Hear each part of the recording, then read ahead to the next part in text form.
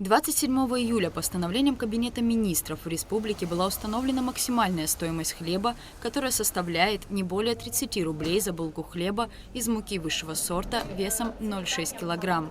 Однако в последние дни потребители наблюдают увеличение цены до 35 рублей за булку.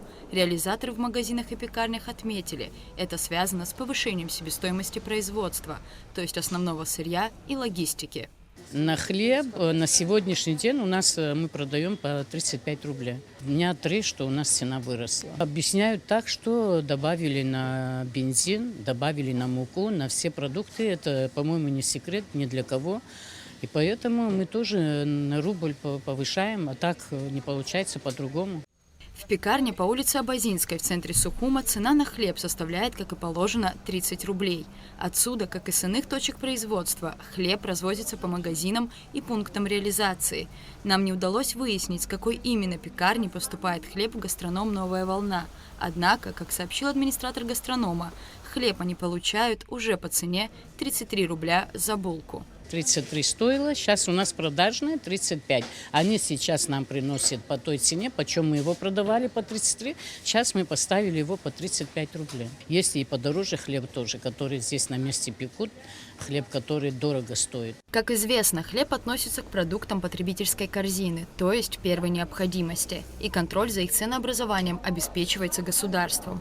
Государственные службы, по словам Далика Коба, посещают гастроном и проводят проверки, в том числе и касательно стоимости данных товаров.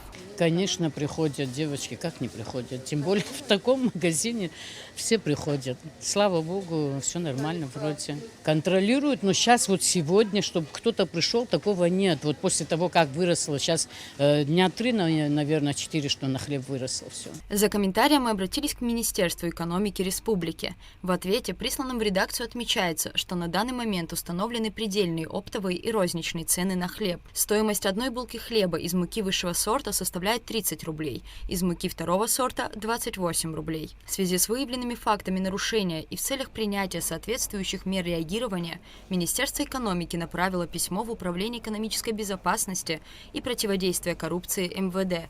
Также, согласно проведенным ранее консультациям в парламенте, министерством разработаны методические указания по определению нормативных показателей, необходимых при изготовлении хлеба. Это позволит привести в соответствие и структурировать методику определения себестоимости производства хлеба из пшеничной муки высшего и второго сорта.